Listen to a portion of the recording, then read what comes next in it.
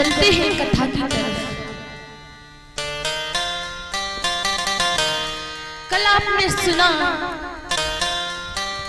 कैसे हमारे घनश्याम ने, कैसे हमारे नारायण ने जेल में जन्म लिया है।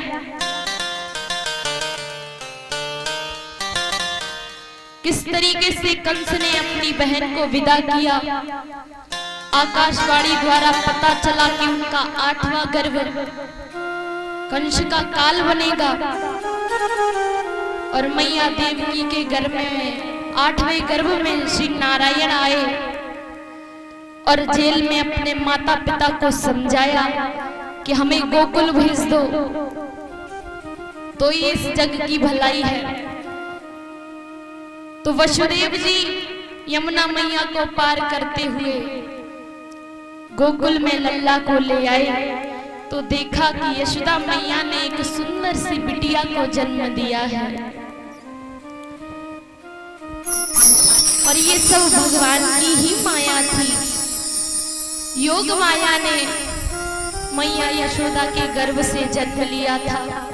वसुदेव जी उस बिटिया को उठाते हैं, कृष्ण जी को वहीं लिटा देते हैं और कहते हैं लल्ला अपने बाबा को भूल मत जाना, और वापस चले गए हैं।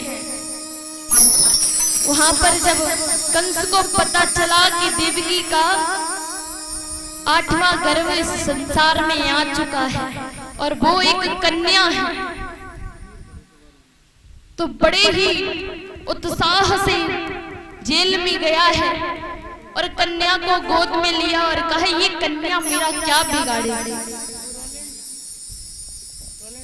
देवकी भी कह रहे हैं भैया ये कन्या तुम्हारा कुछ नहीं बिगाड़ेगी, इसे छोड़ दो, तुमने सारे बालक तो मेरे मार दिए, इसी को छोड़ दो।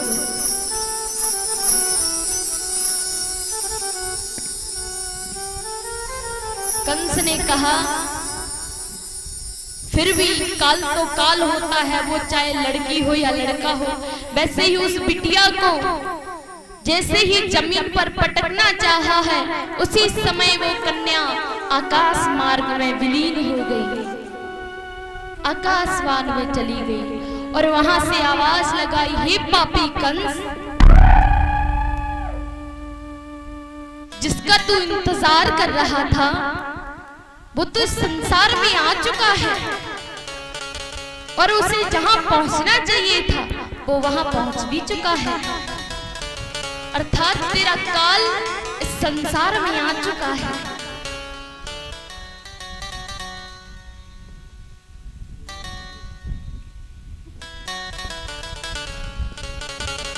जब कंस ने सुना कि उसके साथ छल हुआ है तो बड़ा ही क्रोध में आ जाता है।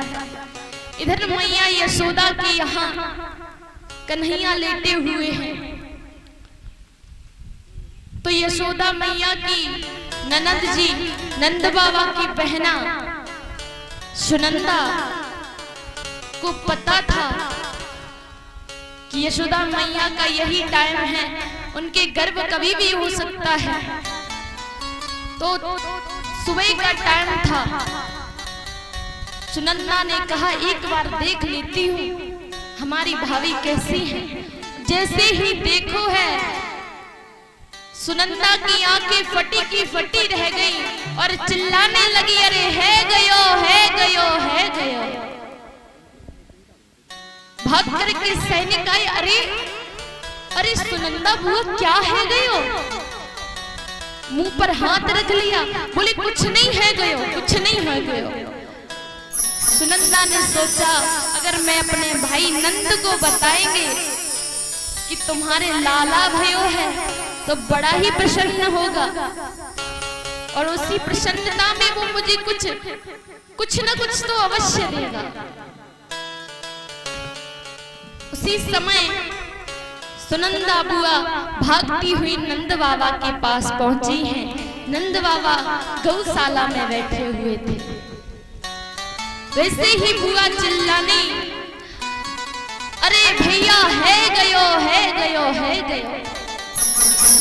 नंद बाबा बोले बहना क्या है गयो। बोली अगर बताएंगे तो क्या दोगे? तुरंत तिजोरी की चाबी पकड़ा दी, कहा बहना ये ले चाबी, तेरी मर्जी आई वो निकाल ले, पर बता दे क्या है। बोले भैया तुम्हारे घर में एक छोटो सो प्यारो सो सावलो सो बुढ़ापे पे लाला भयो है। वैसे ही नंद बाबा फूले नहीं समाते हैं। सुबह का समय था तो पूजा करने के लिए यमुना मैया के किनारे आए हैं। संत लोग उनका इंतजार कर रहे थे। वो कहते हैं नंद जी अब सालिग्राम भगवान पर जल चढ़ाओ। तब वो पूरा का पूरा डिब्बा घी का उड़ेल देते हैं, क्योंकि उनका दिमाग तो लल्ला की तरफ है। कब वो अपने लल्ला के मुखड़े को देख आऊं, ये उनके मन में जिज्ञासा उठ रही है। ऋषियों ने कहा अरे बाबा क्या करते हो? मैंने कहा जल चढ़ाओ तो आप घी चढ़ाते हो। ऋषियों ने कहा अब अच्छा ऐसा करो इन पर अक्षत चढ़ाओ, चावल चढ़ाओ। वैसे ही नंद बाबा पूरा शक्कर का डब्बा उनके ऊपर उड़ेल देते हैं। ऋषियों ने कहा बाबा आज तुमसे नहीं होगा, नंद जी आज तुमसे कुछ नहीं होगा। आप जाओ सबसे पहले अपने लल्ला के मुखड़े को देख आओ, तभी आपसे सारे काम अच्छे से बनेंगे। नंद बाबा वहां से भागे हैं लल्ला को देखने के लिए, और लल्ला को जैसे ही देखा है उन्होंने सबसे बड़ा महादान किया है। हमारे घर कोई संतान जन्म लेती है तो हम भी कुछ न कुछ दान करते हैं, रुपए पैसे या भोजन, किसी भूखे को भोजन खिलाते हैं, ब्राह्मणों को भोजन खिलाते हैं। लेकिन बाबा नंद का दान तो बहुत बड़ा है। उन्होंने सबको भोजन तो कराया ही है, लेकिन उन्होंने 9 लाख गायों का दान किया है।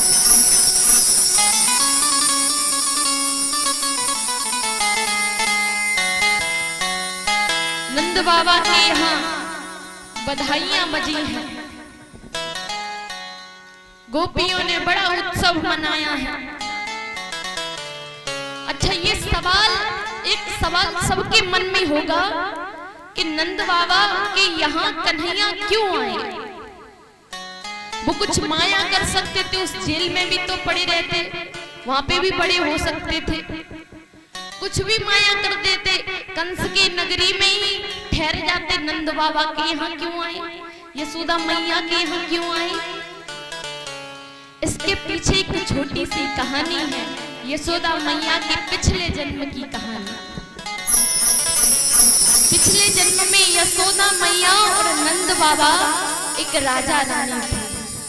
माता यशोदा का नाम था धरा और राजा नंद का नाम था द्रोण। द्रोण राजा और धरा, माता धरा बड़ी ही भक्तिशाली स्त्री थी। उनका राजकाज पूरा हुआ, उनके बालक समझदार हो गए, राजकाज त्यागा, जंगल में निवास करने लगे, क्योंकि पहले के लोग यही करते थे। जान लिया कि मेरा बालक समझदार हो गया है, अब हमें गृहस्थी छोड़ देनी चाहिए, अब हमें भगवान की शरण में जाना चाहिए। उसी समय पहले के लोग गृहस्थी छोड़ दिया करते थे, लेकिन आज के लोग घर में नाती आ जाता है, पोता आ जाता है, वो कहता है बाबा बाबा, वो कहता है बाबा बन जाओ, बाबा बाबा बन जाओ, लेकिन बाबा सुनते ही नहीं है। तब तक उनकी लड़की का संतान हो जाए, वो कहता है ना ना, वो कह रहा है बाबा, वो कह रहा है ना ना, मतलब बाबा मत बनो, उन्हीं की मोह माया में पड़े रहे। तो इंसान नहीं जा पाता है, आजकल कोई नहीं जाता बुढ़ापे के बाद जंगल का भ्रमण करने। तो माता धरा और राजा द्रोण जंगल में रह रहे हैं, बड़े ही सुकून से जिंदगी बिताते हैं। राजा द्रोण हर सुबह भिक्षा मांग कर लाते हैं, उससे अपनी गुजर चलाते हैं। एक बार भगवान ने सोचा क्यों ना आज माता धरा की परीक्षा ले ली जाए। आज भगवान माता धरा की परीक्षा लेने आए हैं। तो उन्होंने एक बूढ़े इंसान का वेश बनाया है और अपने साथ माया से दो माता पिता और ले लिए हैं। एक तरफ माता है, एक तरफ पिता है, दोनों का हाथ पकड़कर आगे बढ़ रहे हैं। राजा द्रोण भिक्षा मांगने गए थे। माता धरा घर पर अकेली थी। उनका दरवाजा खटखटाया, बोले मैया, अरे ओ मैया, घर में हो तो हमें बुला लो, मुझे बहुत जोरों से भूख लगी है, बड़ी दूर से सफर करके आ रहा हूं। मैया ने तुरंत दरवाजा खोला। अतिथि एक भगवान के रूप में होता है।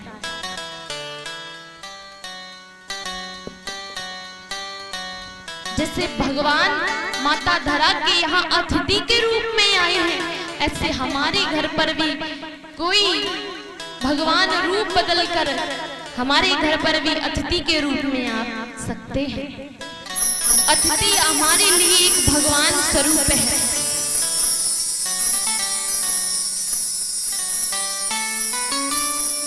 एक महाराज जी हुए हैं श्री तरुण सागर जी।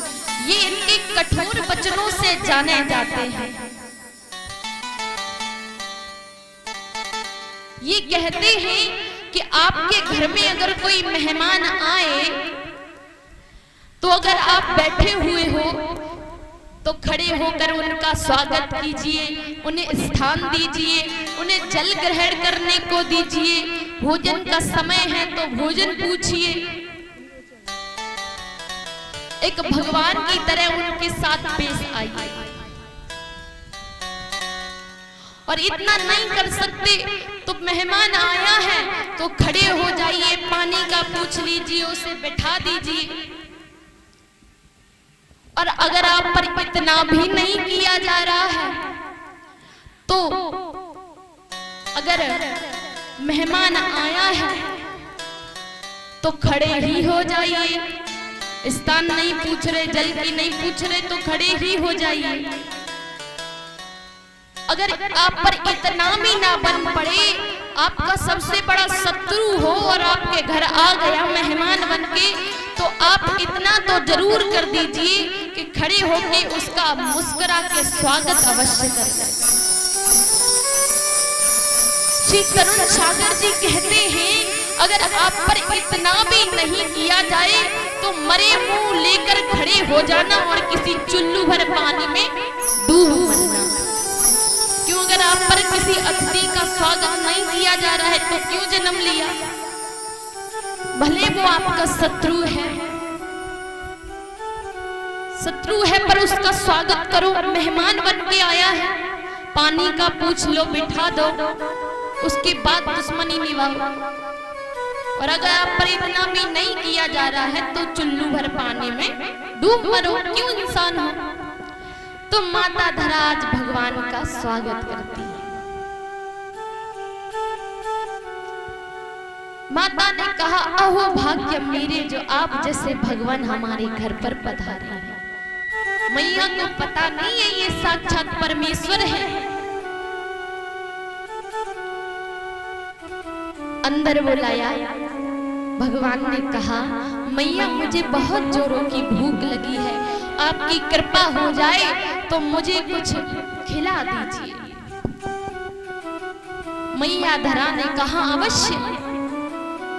अहो भाग्य मेरे जो अतिथि आकर स्वयं अपने मुख से मुझसे भोजन की कह रहा है, मेरी अहो भाग्य है। माता कहती मैं अभी व्यवस्था करती हूँ, मेरे पति देव अभी लौट के आते होंगे, हम अभी दुकान से कुछ मंगाते हैं और आपके लिए कुछ बनाएंगे। क्योंकि वो लोग भिक्षा मांगकर अपनी गुजर करते थे, जो भिक्षा में आ गया उसे खाकर अपना समय बिताते थे। तो घर में कुछ खास था नहीं। काफी देर हो गई, अब भगवान परीक्षा ले रहे हैं तो इंतजार तो करेंगे नहीं। भगवान बार बार 5 मिनट बाद बोलते मैया अगर आपसे ना हो तो मना कर दो, हम कहीं और देखें। मैया ने कहा नहीं नहीं, मैं अभी जाती हूँ, दुकान से जरूर कुछ लेके आऊंगी। मैया भागी भागी गई,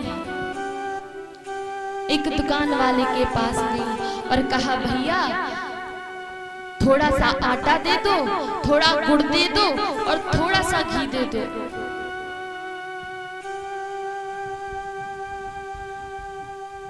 दुकानदार ने बोला तुम्हारे पास पैसे हैं या कुछ है तुम्हारे पास मुझे देने के लिए? बोले मेरे पति अभी लौट रहे होंगे भिक्षा मांगकर, मैं तुम्हारा सब कुछ चुका दूंगी, सब तुम्हें दे जाएंगे, पर अभी मुझे कुछ दे दो भैया, मेरे घर पर मेहमान बैठे हैं और वो भूखे हैं। उसने कहा अगर कुछ नहीं है तुम्हारे पास तो तुम्हें कुछ नहीं मिल सकता, जाओ यहाँ से। पता नहीं कहां से आ जाते हैं फ्री में लेने। भाइयों एक बात याद रखना,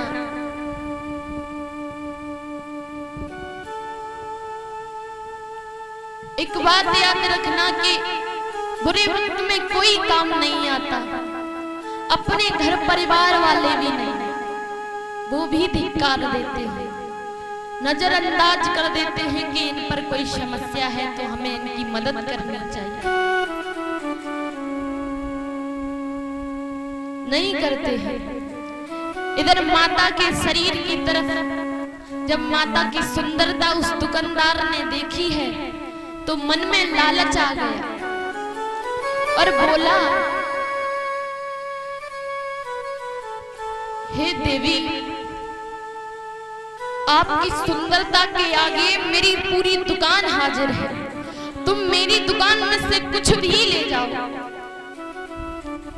माता समझ गई ये क्या चाहता है,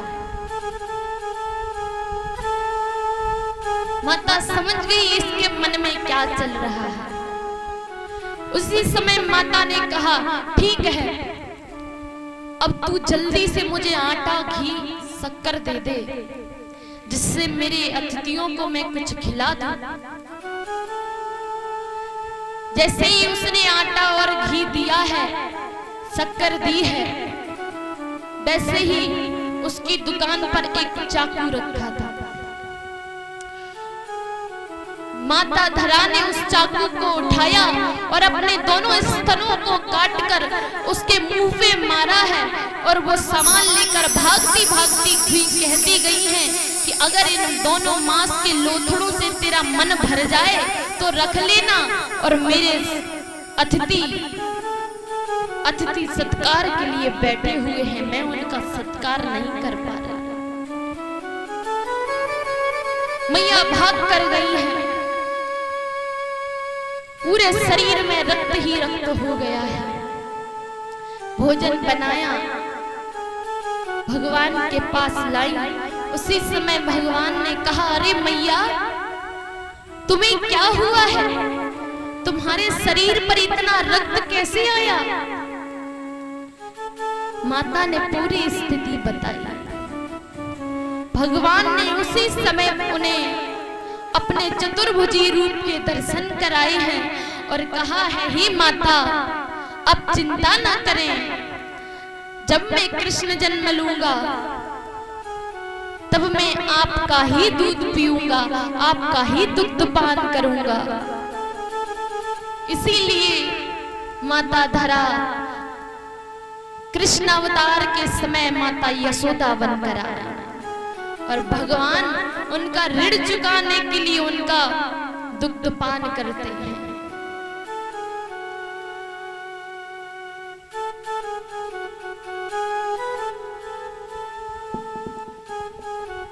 अब उधर कंस को पता चला है कि मेरा काल मथुरा से निकलकर कहीं और पहुंच गया है, तो उसने आदेश दिया है अपने सैनिकों को, अपने राक्षसों को, अपने दैत्यों को कि जाओ जितने भी 10-12 दिन के बालक हों सबको मार दो, कोई न रह पाए। उसी समय एक पूतना नाम की राक्षसी कंस के पास आई है और कहा है कि मैं तो एक ऐसी राक्षसी हूं कि भेष भी बदल सकती हूं, कोई भी मुझे पहचान भी नहीं सकता, मैं सुंदरी से सुंदरी भेष बना सकती हूं। उसी समय कंस ने कहा है ठीक है, तुम गोकुल में जाओ और गोकुल में जितने भी 10-12 दिन के बालक हों उन सबको मार दो। पूतना गोकुल में प्रवेश करती है, उससे पहले वो एक देवी का स्वरूप रखती है, सुंदर से वस्त्र पहनती है, मांग टीका लगाती है, कानों में कुंडल पहने हैं, गले में सुंदर सा हार पहना है, पैरों में सुंदर सी पायल पहन रखी है, लिपस्टिक लगा रखी है, बड़ा बड़ा काजल लगा रखा है, हाथ में कमल का फूल रखा है, एकदम देवी का स्वरूप बनाया है। और गोकुल में प्रवेश किया तो सबसे पहले उसका सामना सैनिकों से हुआ। सैनिकों ने देखा ये तो कोई देवी मालूम पड़ती है, इसे कैसे रोकूं? सैनिकों ने कुछ नहीं कह पाया और वो गोकुल में प्रवेश कर गए। उसने सबसे पूछा, अरे भैया, मैंने सुना है यहाँ पर कोई किसी बालक ने जन्म लिया है। वो झूठ मूठ बोल रही है, तुक्का लग जाए यही समझ रही है। अरे भैया, मैंने सुना है यहाँ किसी दिव्य बालक ने जन्म लिया है, वो बड़ा ही सुंदर है। नगर के वासी बोले, हाँ, यहाँ नंद बाबा के यहाँ उनके पुत्र ने जन्म लिया है जो बहुत ही मनमोहक है, बहुत ही सुंदर है। उसी समय पूतना नंद बाबा के यहाँ आ जाती है। नंद बाबा काम से मथुरा गए हुए थे कंस का ऋण चुकाने, क्योंकि पहले भी टैक्स चलते थे, लोगों पर टैक्स लगता था हर चीज का, जैसे अभी लगता है गाड़ियां चलाने और रोड पर टैक्स लगता है कहीं दूर जाओ तो, ऐसे ही उन पर भी टैक्स लगता था। तो वो टैक्स चुकाने कंस के नगरी में गए थे।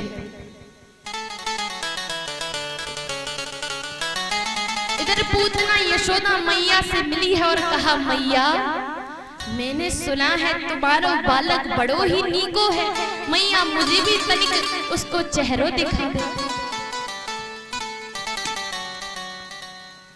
मैया ने कहा, हाँ हाँ क्यों नहीं, लेकिन तुम हो कौन? मैंने पहचाना नहीं। उसने बहाने बना के कह दिया, मैया मैं